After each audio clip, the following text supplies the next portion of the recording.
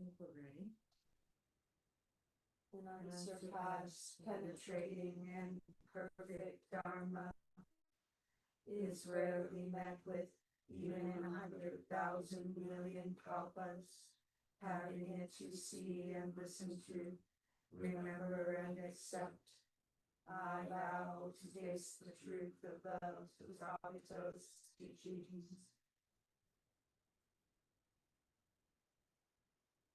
Can everyone hear me okay? Can people hear me? Hello? Yes, we can hear you, not too well, but I will move a little closer. Can you turn that down? Really loud.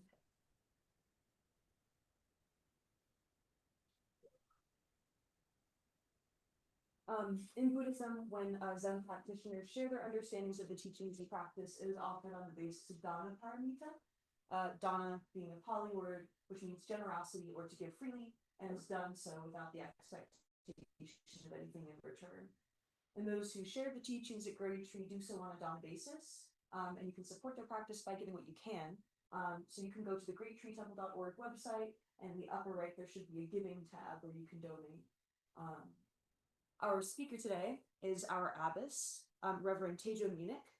Daiju Teijo means Great Tree Right Stillness. Reverend Teijo is a disciple and Dharma heir of Rev Dainin Katagiri.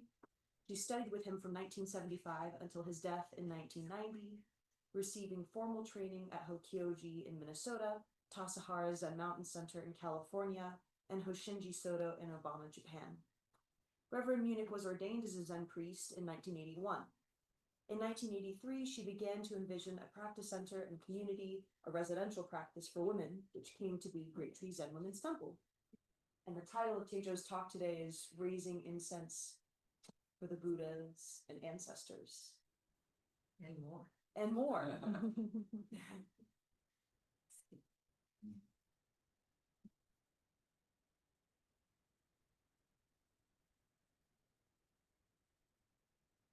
So my plan, when I put out the title for this, was to talk about the different parts of the ceremony, partly to get me more in tune with them, and partly to kind of let you all know what's happening. And it's taken me a while to kind of sort out what the basic components of this ceremony are, but I think I'm getting closer. And so the name of this one, this is taken from the Gyojiki Han, I think. I went through and I was kind of looking at the different categories. The Gyojiki Han is, what would you say, it's all the instructions for the various kinds of ceremonies that you can do in the Soto Zen tradition. And it's somewhat sparse. It's kind of an outline, but really that outline is pretty helpful. So you got to kind of fill in the details yourself, which we've done partly by having people give talks. And if you haven't heard all of the talks that have been given since last summer, you might want to go to our website and check out, or you might want to hear them again. Check out the link. Did the latest one get up by Reverend Teijo? Teijo's is up, yes. Okay. If you click under archive, then there's something called past speakers. And it's got pictures of all the different speakers. In this case, with the mountain seat, though, we've put all of the mountain seat ceremony talks under one picture. It should be right at the beginning under past speakers. So it's worth a listen because it gives a lot of understanding to this ceremony. This ceremony, I don't know how much it's been done in the United States, but I've only witnessed 3 in the United States over the period of 25, well, more than 25 years, 30 years. And of course, you know, when you go to these ceremonies, even though you can experience the movement of the ritual, it's like a piece of choreography. To me, rituals are just dances. Although you can experience the group moving together and all being a part of this, sometimes you don't really understand the meaning behind what's going on. So you don't really see the whole picture of the ceremony when you don't experience it so often. In Japan, I think it's a different case because these happen every time a temple is open. But in the United States, we're kind of new at all of this and kind of sorting out what is important. And some people don't find this to be so important. In fact, I didn't feel like it was important, but Chimyo convinced me that it was over several years. And I'm really glad she did because it's given me an opportunity to look deeply at what is the meaning of this. And as Ejo was pointing out, it sets up a kind of a spirit, kind of what the temple's kind of spiritual basis is.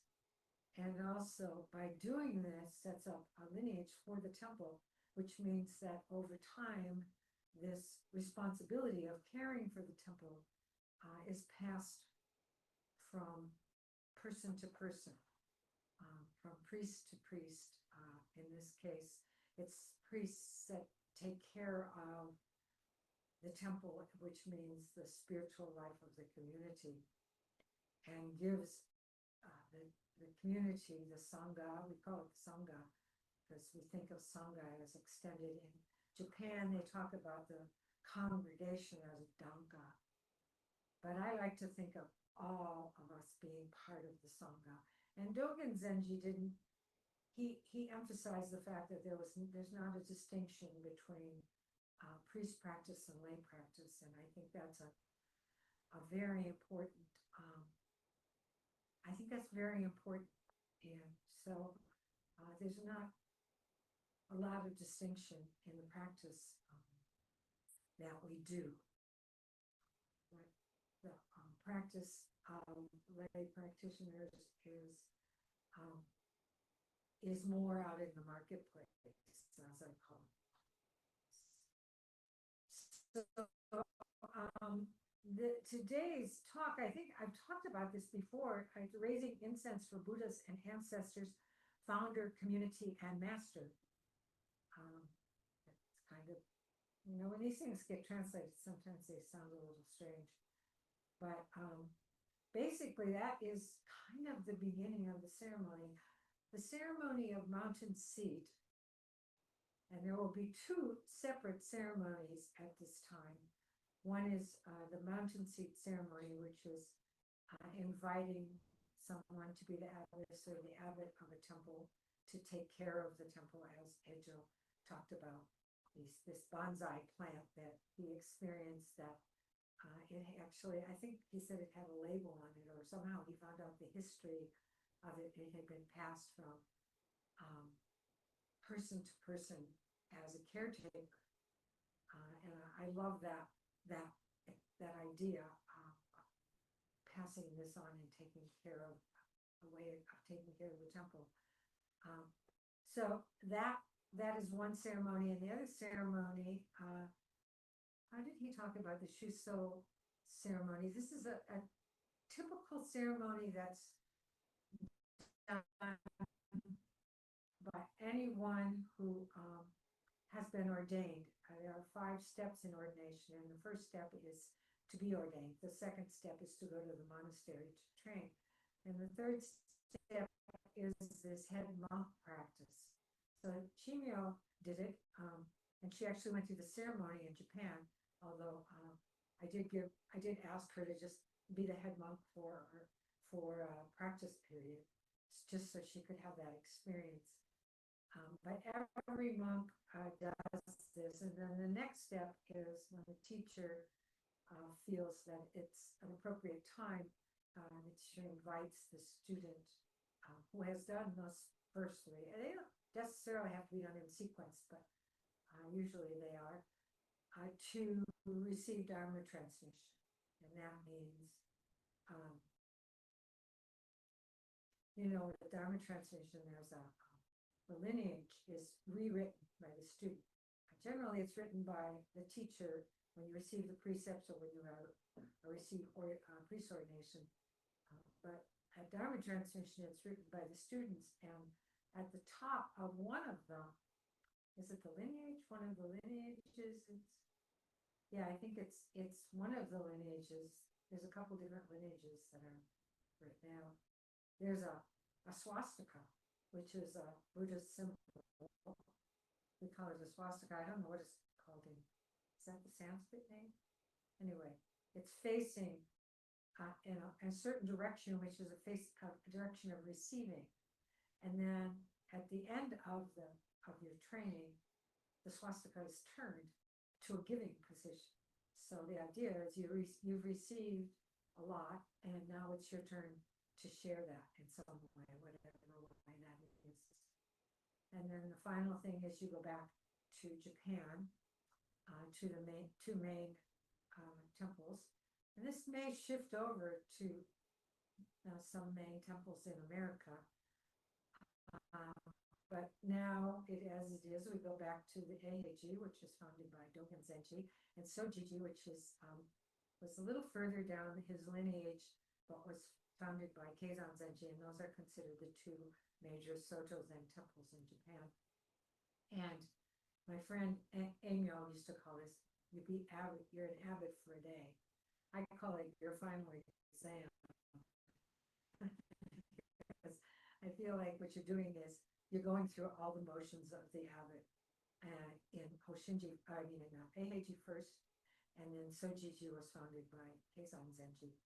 And basically, the way I remember it is first you get up and you do zazen for like 5 minutes, and they come and get you, and I don't know, there's this whole all these different things that you do, the abbots, the functions of being an abbot, and eventually you're leading the ceremony, morning ceremonies. And in my case, I was leading it with 11 other people.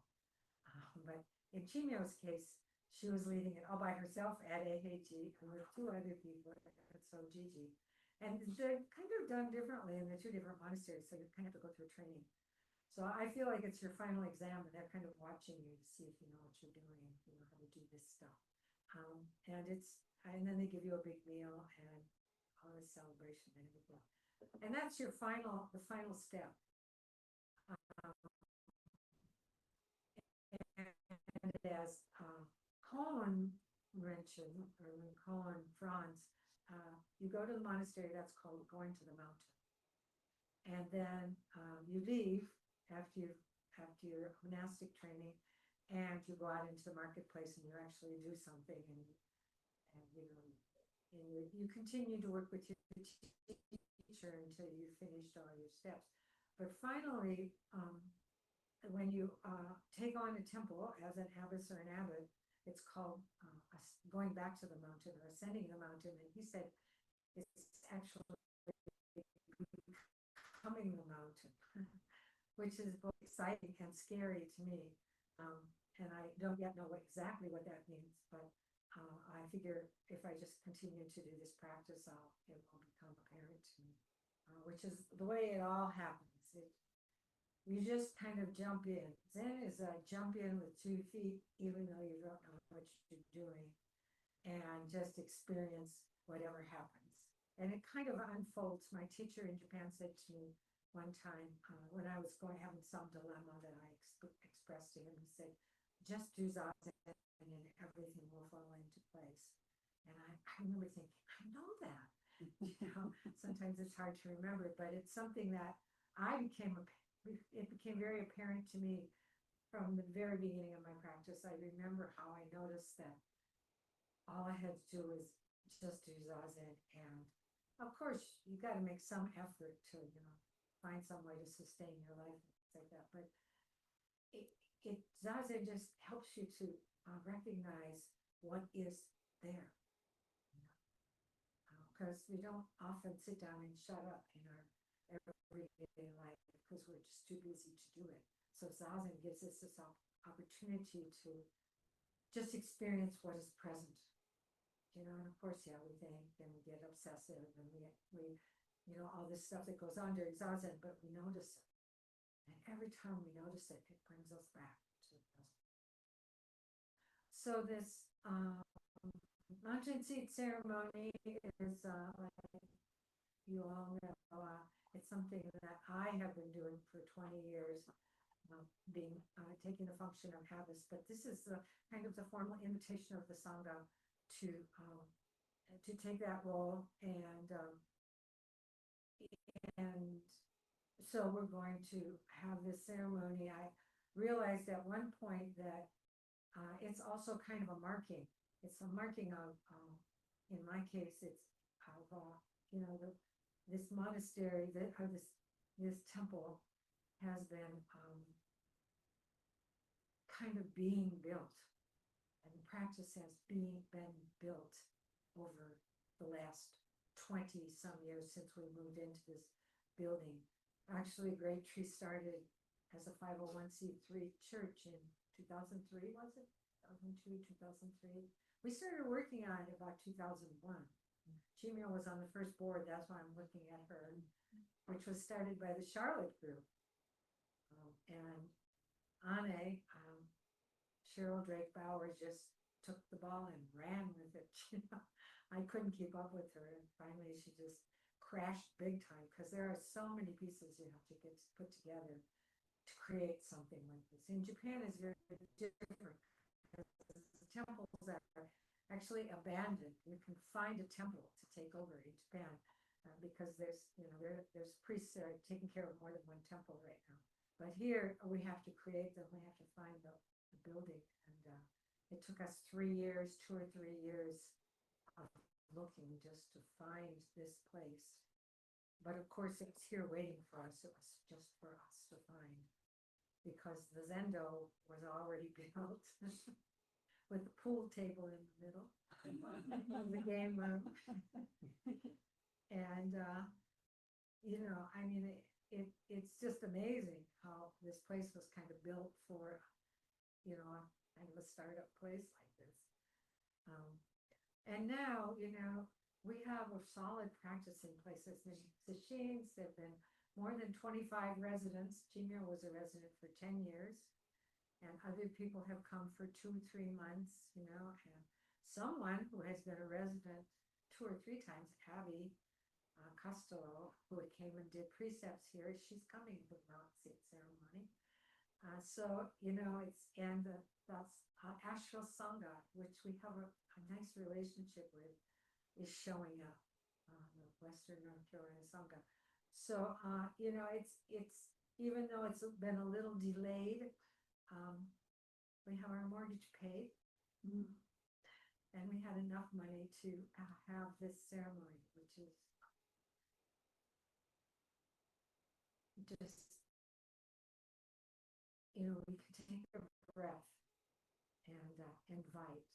So the first part of this ceremony is called Ascending the Mountain.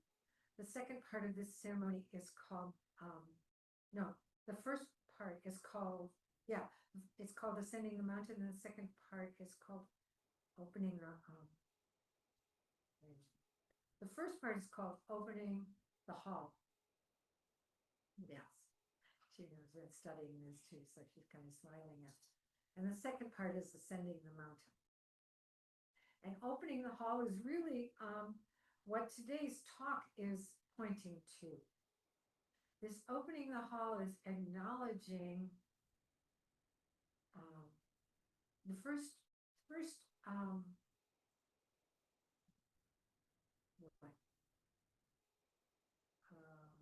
what did it say? Raising incense for Buddhas and ancestors.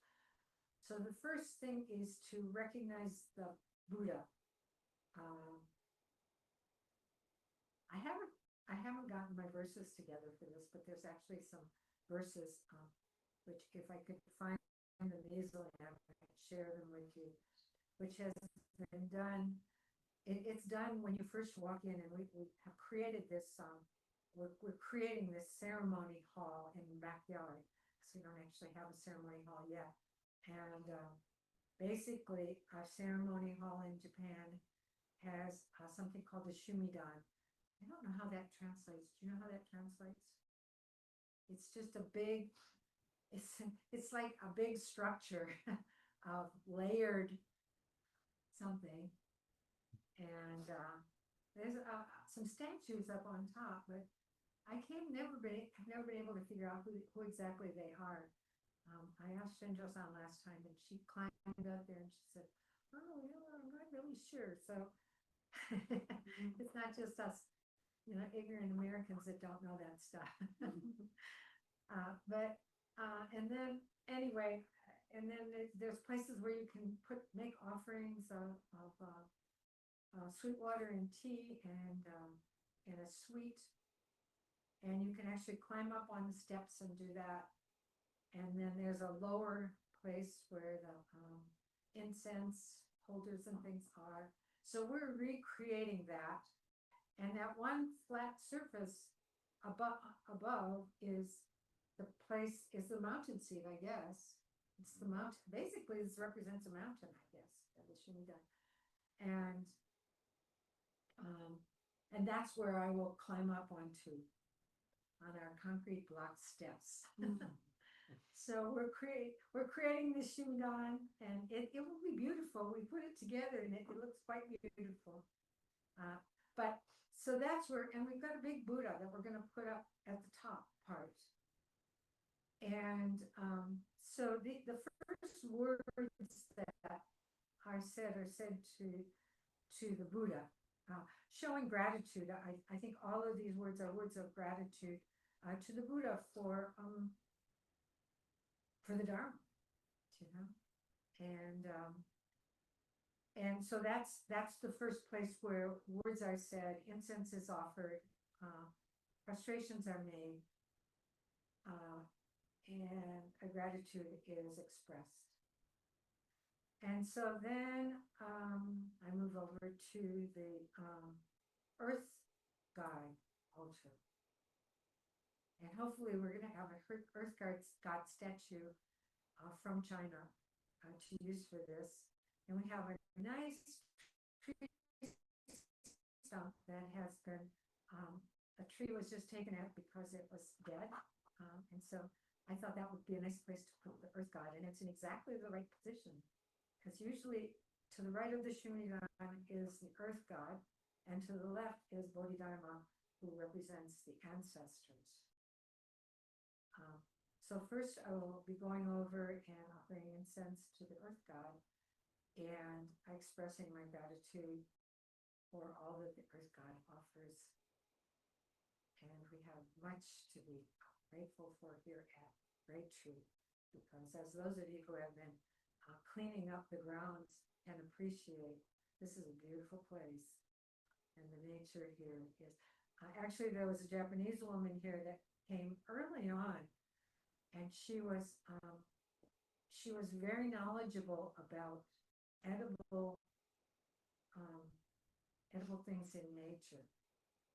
She said she was going to come back and teach that here, but I've totally lost track of her, and she hasn't been back.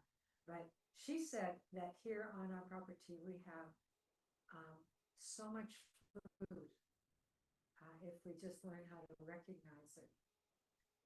So thanks to the Earth God, maybe at some point we will have the kind of workshop that helps us to, create a meal from what we have here.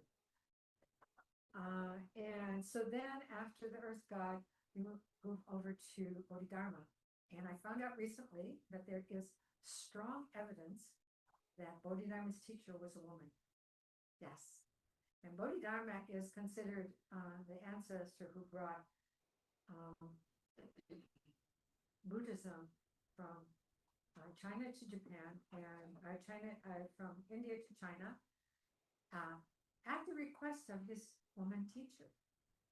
She told him to go to China because the Chinese were evidently interested in Buddhism. And so she sent him to China to teach. And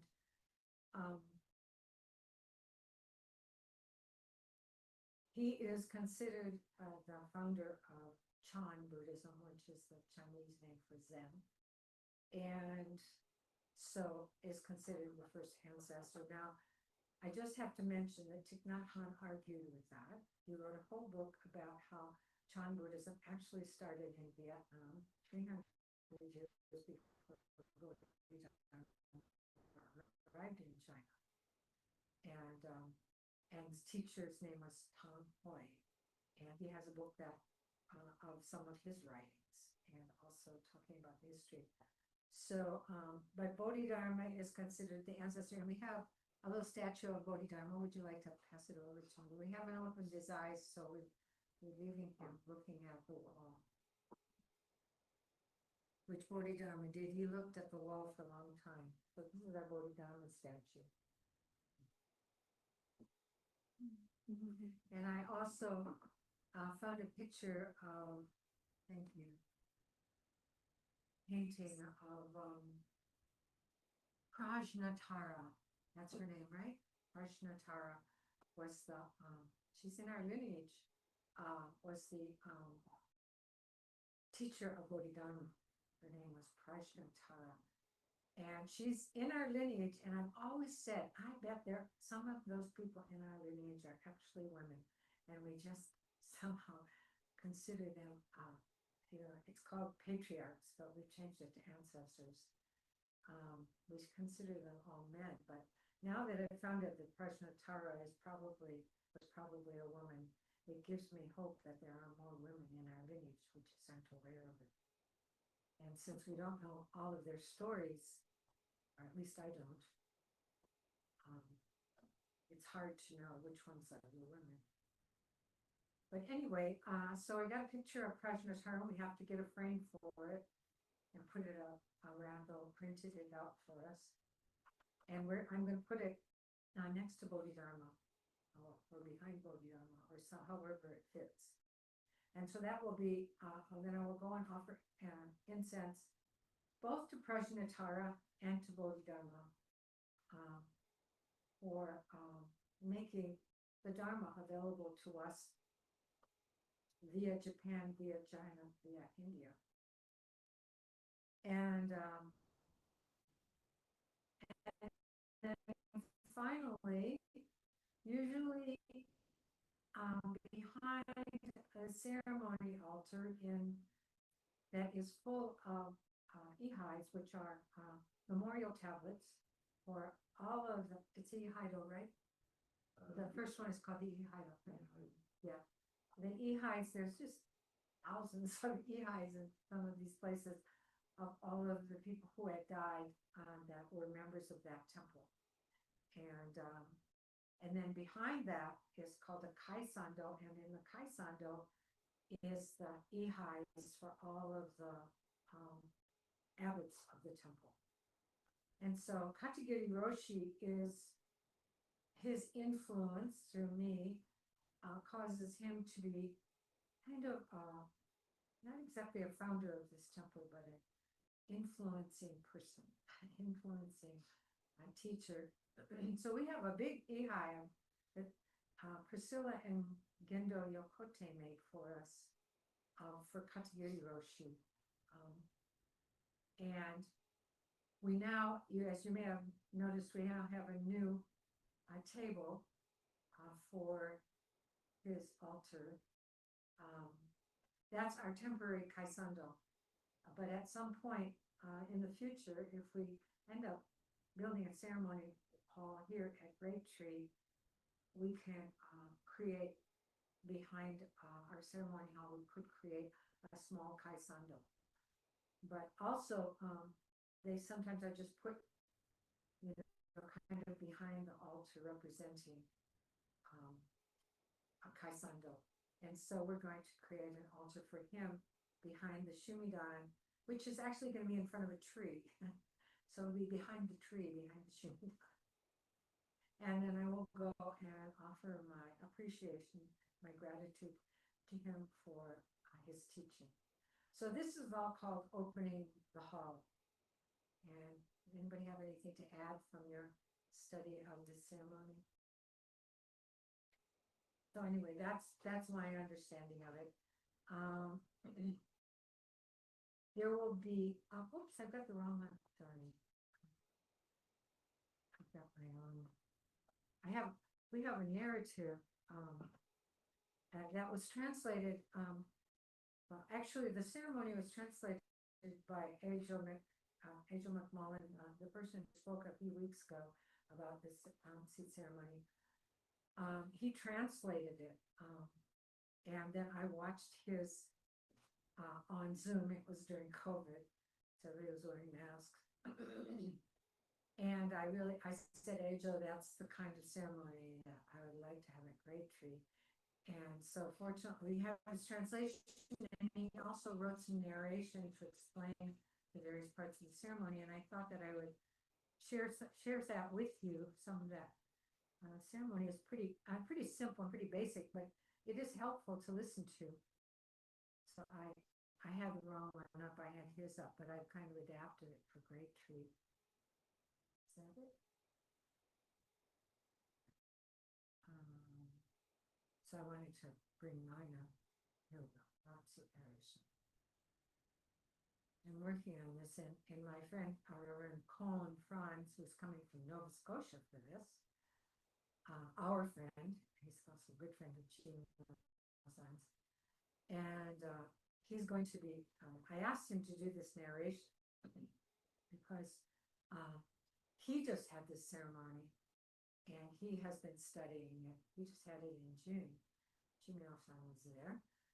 And I thought maybe he might be able to add something to the narration, just to kind of, he gave a very nice talk last summer. If you haven't heard that, please go to the website and listen to it because it's quite elegant.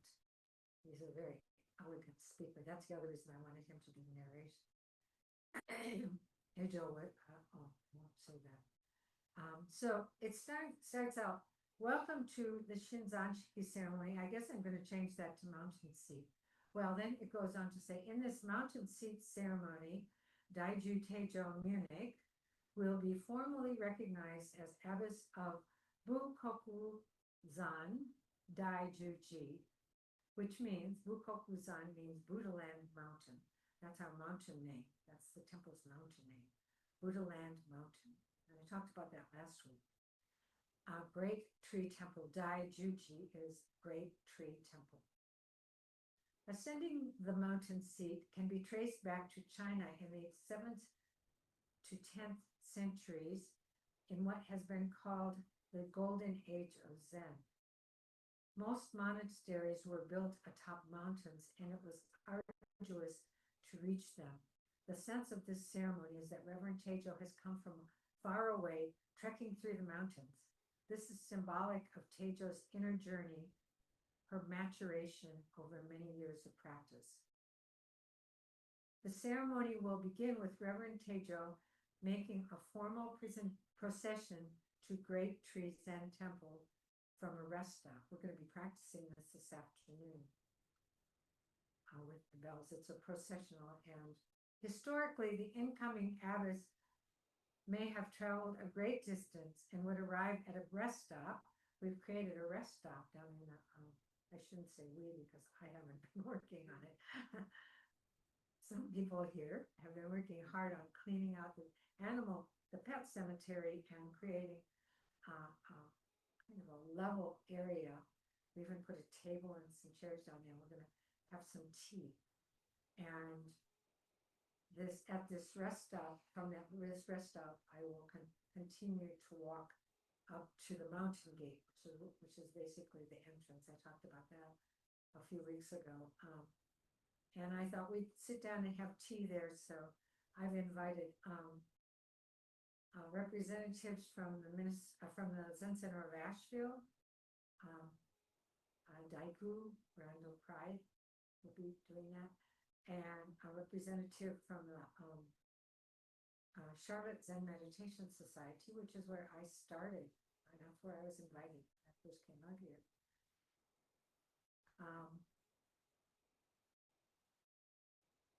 Don Sato Wilkerson, who has been leading the Charlotte group, since 1990, when it was first started. He was one of the first people there, and he is going to be with me, and also Susan Lamb from Savannah, Georgia, where I have visited every year. I haven't since COVID, but before that, or since somewhere in the 90s. I can't remember what, so a long time. So I'm invited them to kind of walk up to the mountain gate with me. And so we're going to start by having tea at the place, at the resting stop.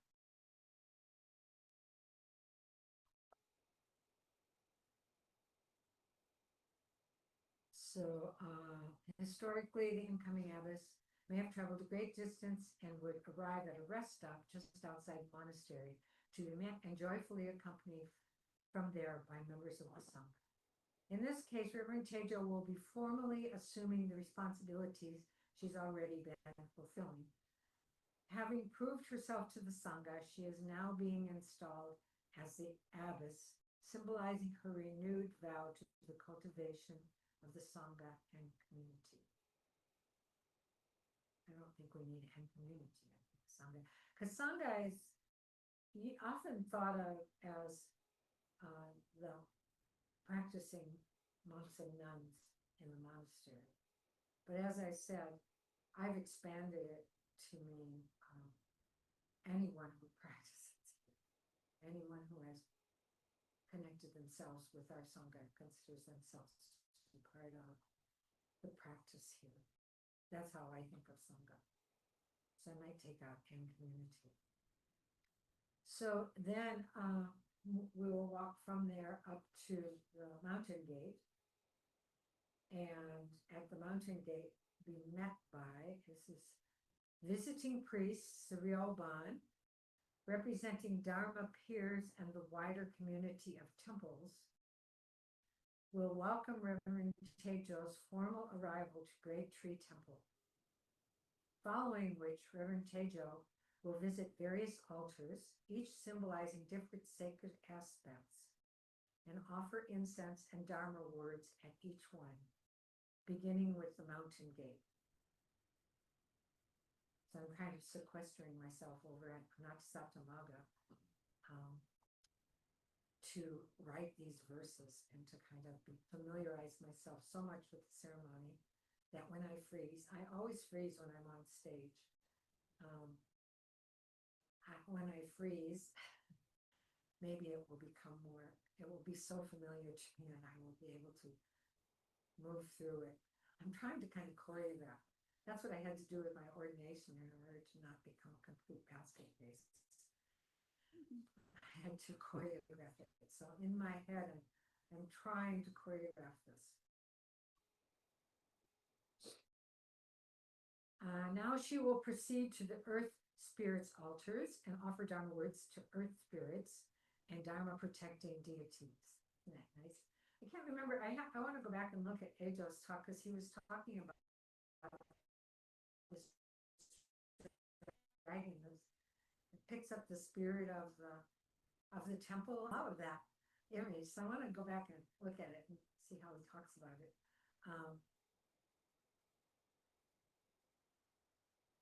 So that's the first one. And now continuing, and this is kind of narrated as it's happening.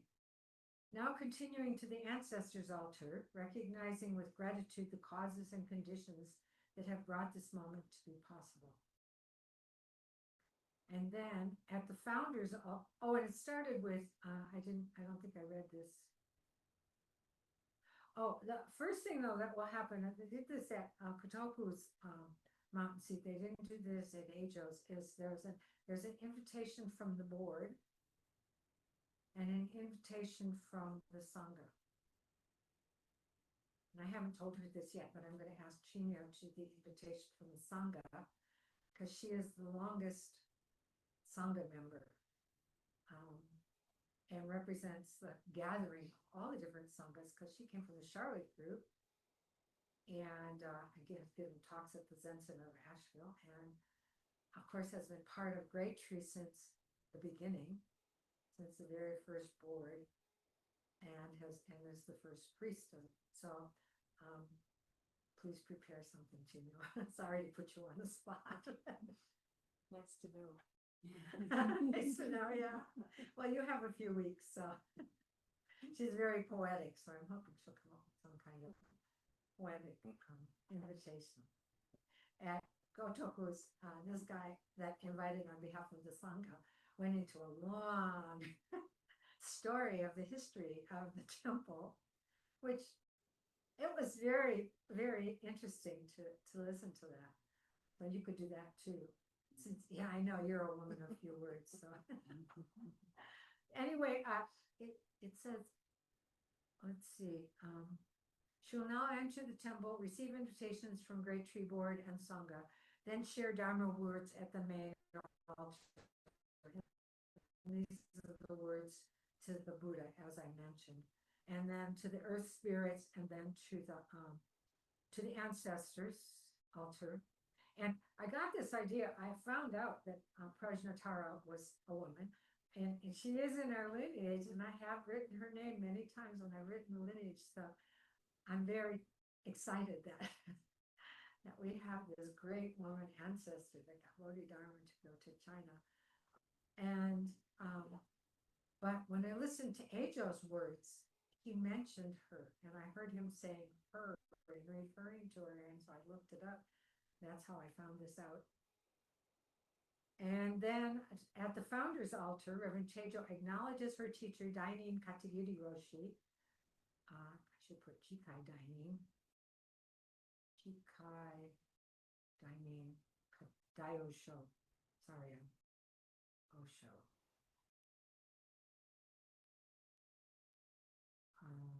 Also known as Katagiri Roshi, for his founding influence.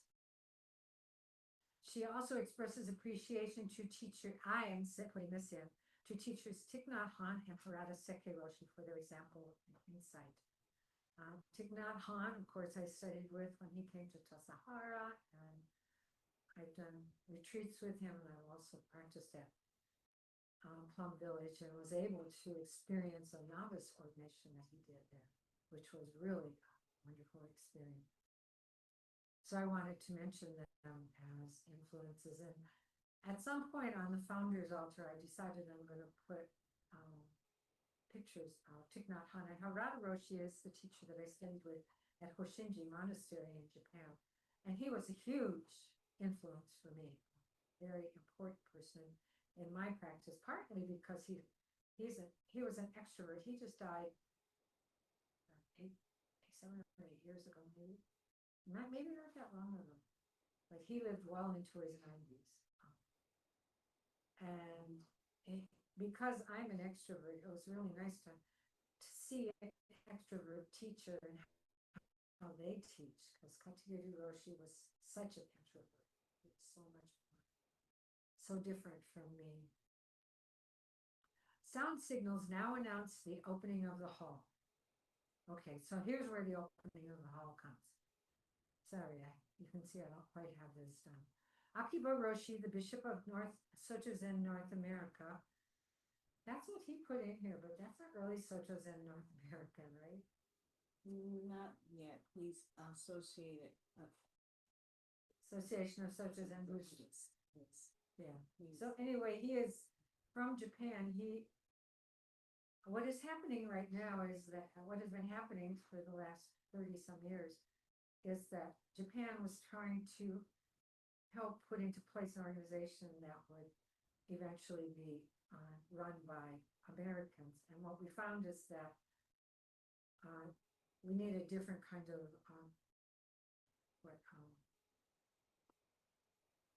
standards for Americans, because some of the Japanese standards that define what is a priest in the Soto Zen tradition didn't really work so much for us. A lot of them did, but so what has happened is they created an organization and they put someone in charge of it, and he is one of the two people as representatives of Soto Zen in Japan that can witness this ceremony and kind of put a rubber stamp on it so that we're recognized by the bigger organization in Japan. And he is the current person who is head of Soto Zen in North America, but is now shifting over, and we started a new organization which is being recognized by Japan that is officially known as Soto Zen North America. And we have just recently, I can't reveal who it is right now because it hasn't been publicly announced. I know, very exciting. We have our new leader. And Soto Zen North America is becoming the American kind of affiliation with Japan, but our own entity. So we're becoming independent. But with some of the same kind of, we're trying to infuse the same kind of spirit of practice that we appreciate, which has been given to us through both our Japanese teachers, such as Katagiri Roshi, Suzuki Roshi, Maizumi Roshi, and Akiba Roshi also has an infusion. And also, I have to mention that she's always Shasta Abbey, what's her name? Jiyu Kenek Roshi, who established Shasta Abbey and I think a few other places in the United States, which is a very strong monastic practice in California. So let's see, where am I?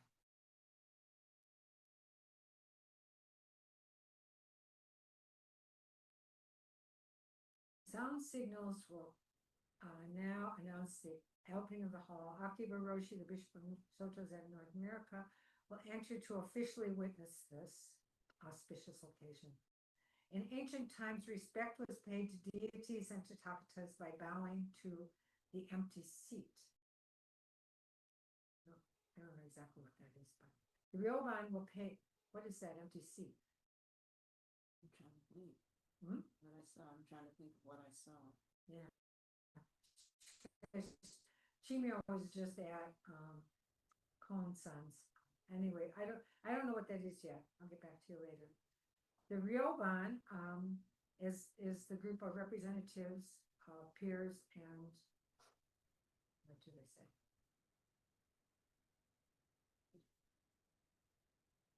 Anyway, these are the representatives. Oh, and temples.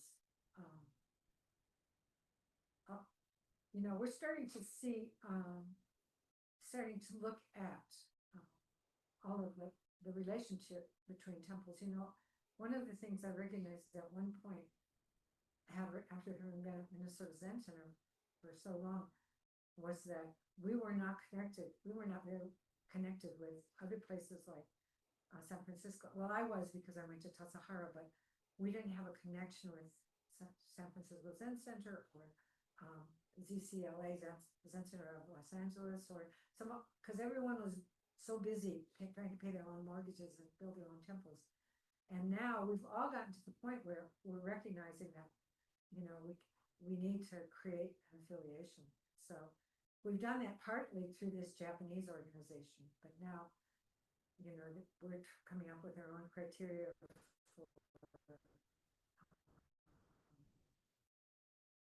for being part of this organization of temples. So this is a very beautiful thing. So I don't know what this empty seat is, but the Ryoban will bow to respect to the sacred nature of the altar and the precious teachings that will be transmitted, following which Rev Teijo will enter. So a mountain seat. Okay, so anyway, I'm finished talking about the things that I was supposed to be talking about today, and I noticed that it's almost 11 o'clock. So I think that I will stop there. I'm sorry, this hasn't been very kind of consecutive, but I can just say to you, listen for this narration at the ceremony, and because it's an explanation of everything. I don't know if do I have another talk before the ceremony? Who's talking next Saturday? Let me check. I thought maybe. You.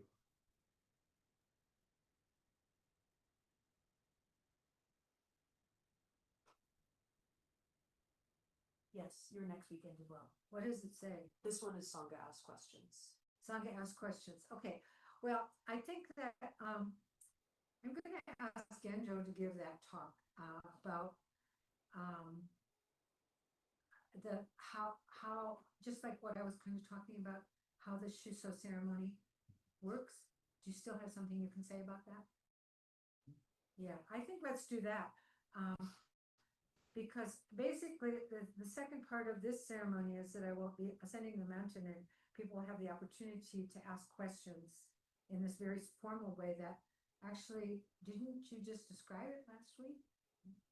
A little bit. Yeah, that's, there's a formal way to do it, and we're not gonna try to bring in people from Zoom, because that's just too complicated, but if you're in person, yeah, you're invited to ask a question, and you do 3 bows, 3 prostrations before you go up and ask the question, and then you go up and ask the question, and then I give an answer, and then you shout, Kichijo, Kichijo, die, Kichijo. You can say, appreciate. Yeah. It doesn't sound as good in English. Congratulations. Oh, congratulations. Great congratulations. You can say it in English if you want to.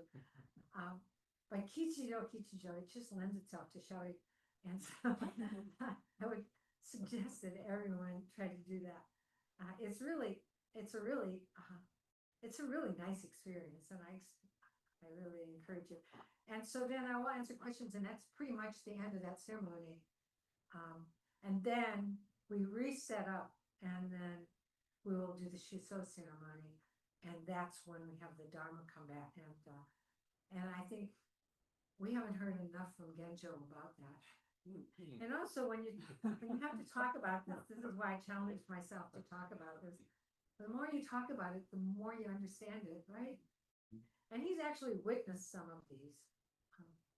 So anyway, yeah, I'm going to just end here, and thank you all. And can you make sure that all gets changed first on the website, on the events, and also with Randall making a flyer for us? Okay, just change it on the schedule for us. Thank you.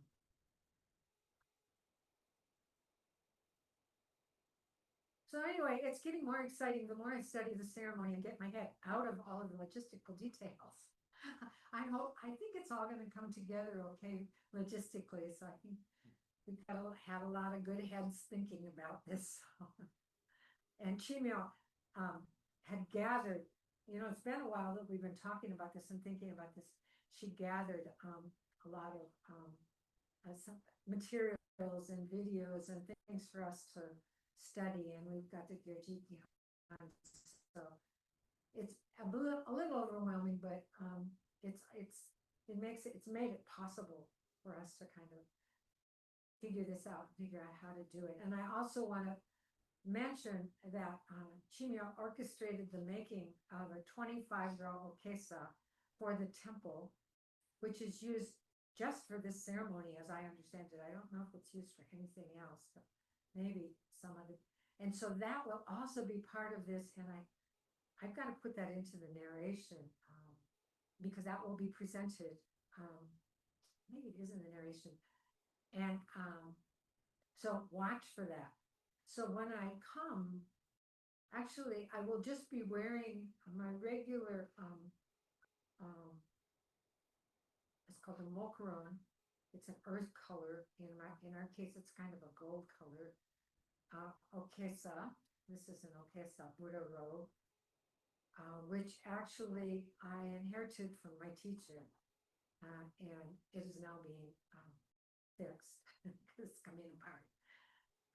And I'll be wearing that when I come, and then I will be given this 25-row okesa, which was orchestrated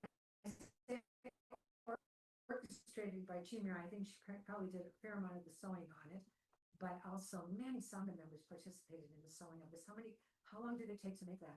I don't know.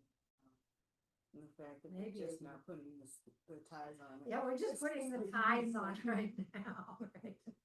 But the bulk of the robe, I mean, I even took some pieces out to Minnesota and several people out of Minnesota, including Mrs. Katagiri, sewed on it. So, it's quite a masterpiece. It's 25 rows. If any of you have sewed a rockster, you kind of know what we're talking about. The rockster was just a small Buddha robe.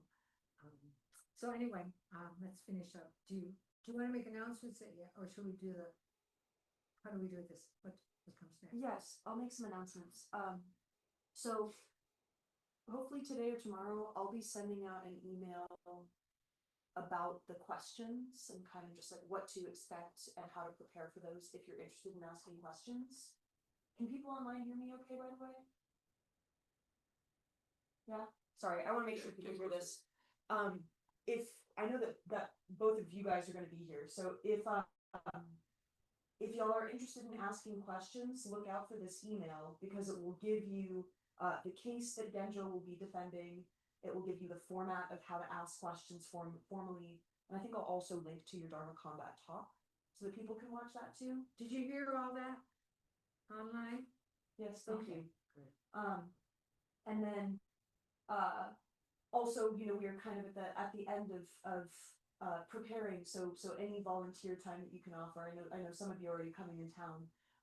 But again, yeah, we still have lots of grounds work to do as well.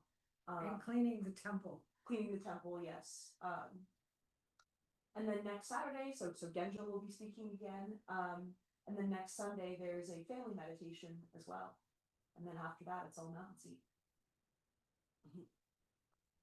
It's all downhill or uphill. Up mountain. May the merit of this practice May the merit of this practice benefit all beings. benefit all beings And bring peace. and bring peace.